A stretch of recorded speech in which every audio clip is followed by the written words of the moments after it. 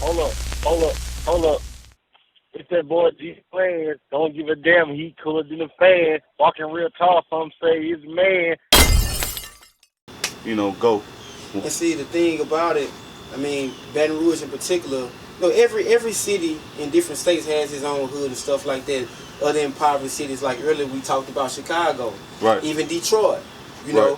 And speaking of, I'm bringing up Detroit, is that speaking of helping people, I saw that you teamed up with some guys, and y'all did a cleanup in the area, in the city. Right. Like, how did that all come about?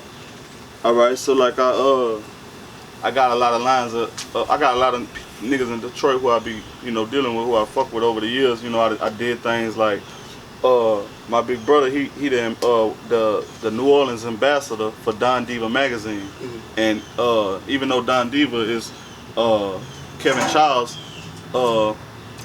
magazine, one of the people that helped run it, Ray, he from Detroit.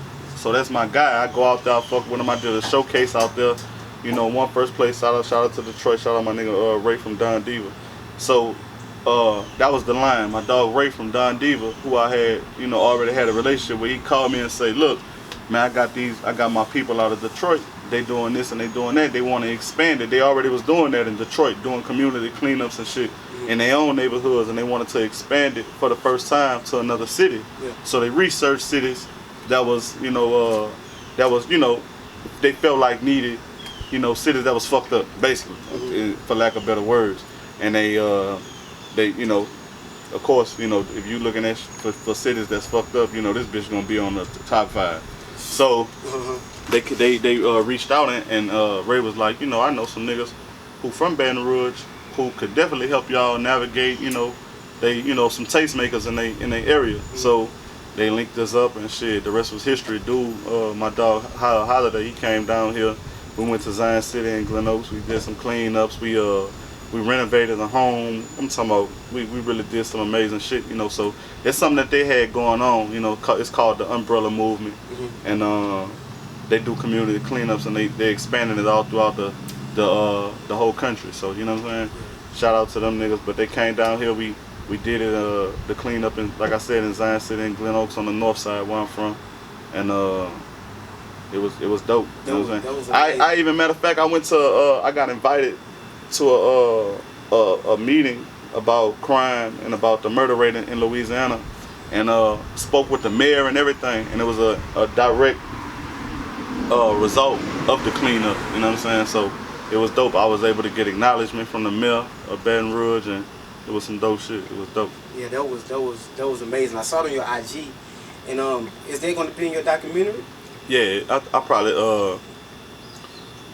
gonna have small excerpts of it and shit throughout the documentary, because whatever I'm doing, like the documentary got like 10 years of footage. You got footage from all kind of, it's really like a movie. 10 years? Yeah, I got clips in there, like footage from 10 years ago or better. When I've been pursuing music like a long time. So it's like you've been doing it 14 years? I've been doing it for way more than 10 years. So I've been doing it for over 20 years. So you've been rapping for over 20 years? Yeah. Like, how do you feel about the new artists, these new artists who just coming out? They might get one song, a couple songs, and they just excel. Right. And you've been putting your heart and soul in the game for so long.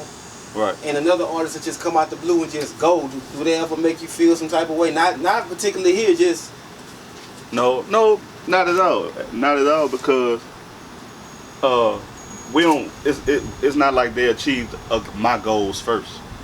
You know what I'm saying? We don't even got the same goals, because a lot of them guys that got the one record is because they make trendy music and all of that, and all their goal is to have a hit, to get some money, and for the and that's their goal, and they achieved that, and they achieved that quick. But what I'm trying to do is a lot deeper than going on tour and being a rock star. You know what I'm saying? So with that being said, it's gonna take me a lot longer. So they just achieving their goals first, and that's fine. I don't never feel no type of way. Like, I got another mission. You know what I'm saying? So with that being said, like, whatever God feel like I'm gonna have to go through to receive it, I'm gonna have to. I know it's gonna come from Him. Nigga ain't gonna be able to take it from me when it come from Him. So whatever He feel like I gotta go through to get where I'm going, I'ma endure and I'ma do it faithfully and I'ma smile about it. You hear me? So I already know. You know, when my day coming, you know. Now, speaking of singles, you know, since you brought the single up, you know, your girlfriend record is spreading. Right. It's going crazy. I think this. I mean, you got a lot of songs, but I think this the one. Yeah, they loving this one though. Like this is amazing. Everybody from all over the world who's tapping into it, they getting it. Even I saw when Bebe played the song at the station, and I don't know if I'm saying this girl's name correctly. Was the Ceraadi girls? Right. Well, I don't even know how to pronounce the name. To keep it honest with you, I ain't know them until then. Yeah. You know what I'm saying? And I'm like, damn, they famous. Yeah. But I ain't know that until they did the thing with Bebe. Yeah. Like I ain't even know. Like I went on I was like, who is these? I know they was somebody because they up there with Bebe. You feel what I'm saying? I'm like, who are these people? I go on there. I'm like, damn, they famous as hell. You heard? They was with Rock Nation and all type of shit. You saw that? Yeah, they were Rock Nation. Yeah. Yeah. So I was like, damn. But yeah, that was dope. But that's my dog, Bebe, man.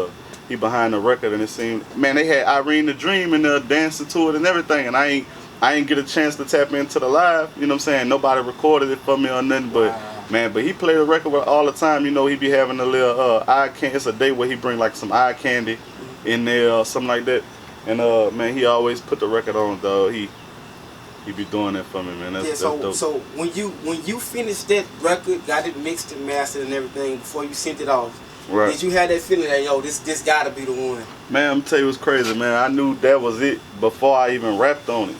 I had that beat, man. I faked Bogart at the beat and everything. I'm gonna tell you, I ain't gonna say the rapper name. Yeah. Whose session I was in, you heard me? But I was a rapper who he had called me and say, bro, I wanna come get you on some, do a feature with you and stuff and whoop the whoop. You heard me? So I'm like, okay, bet. So I go to the studio and it had a whole bunch of artists there.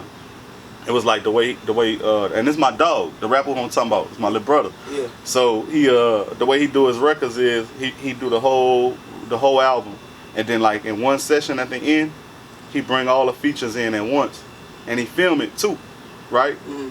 And it'd be like that's how he build his records. So it was the last day he had all the features in. It was me and a whole bunch of other rappers in the studio, right? And EP, my dog who produced it, you know. They like, man, shit, let's build some shit from scratch. Play some beats. Yeah. You heard me? So, you know, it's everybody in their corner, you know, doing what they doing and shit. And EP start playing beats. So boom, he played the Girlfriend record, right? And the horns came on, boom, boom, boom. They talking to me, people talking to me. So I'm listening, right? But when it come on, it's like I can't even hear what they even saying no more, right? I hear the beat. So everybody face frowned up in there, like, damn, that bitch hard. I jumped up and say, hey, EP, man, put that bitch in my folder, man. I need that, man. I got a record to that already, man. It's over with. Yeah. And so he was like, this one, I'm like, yeah, man, I need that, man. Put that bitch in my folder, man. I got something for that. Yeah. So that everybody else, they just was like, shit, bet. You know what I'm saying? And then let me get it. And I ain't had shit for the beat. I just knew it was a hit. Man, I'm talking about, it was like 7 or 8 months later that I actually did the record. So you been sitting on it? Yeah, I was scared of the beat. I was scared of that bitch. I'm like, man, this bitch a hit. I gotta say the right shit on it. You know what I'm saying? Because the beat was crazy without even having a song on it. Yeah, man, as soon as you hear it, it gives you this Gremlin Southern Bayou classic HBCU. And it's just so much chemistry because it's like, I'm from North Baton Rouge, right? Yeah. I'm from, like, see where I'm from at in the city is right around the corner from Southern University. So it's like, man, for whatever reason, bro, like when I was a kid, it used to seem like if you was black, you had to be a Southern fan. Like, fuck that shit. You can't be no LSU fan. That's the white folks. So that's crazy to me because that shit ain't even, that's not how it is, right? Because they got white people at Southern and black people at motherfucking LSU. But when I was a kid, man, in Baton Rouge, coming up where I came from, you know, we put the Southern flags on our car every year for homecoming. You know, we cleaned that bitch up, went and got our cleanest haircuts, our rawest outfits, and went to the homecoming. You know what I'm saying? So it was like, and it was like that. You had to do this. That was like it was religious. You see what I'm saying? And it was like, so when I heard the horns, I already knew who it was. Like, they ain't had to tell me like who that was playing on it or who he sampled. I already knew. They play that song every year. Every year at the Battle of Bands, they play it, and they play that song in particular loud as a bitch, louder than everything. So when I heard it, I was like, damn, that's crazy. It was like it put me there. It put me at the homecoming parade and at the, you know what I'm saying?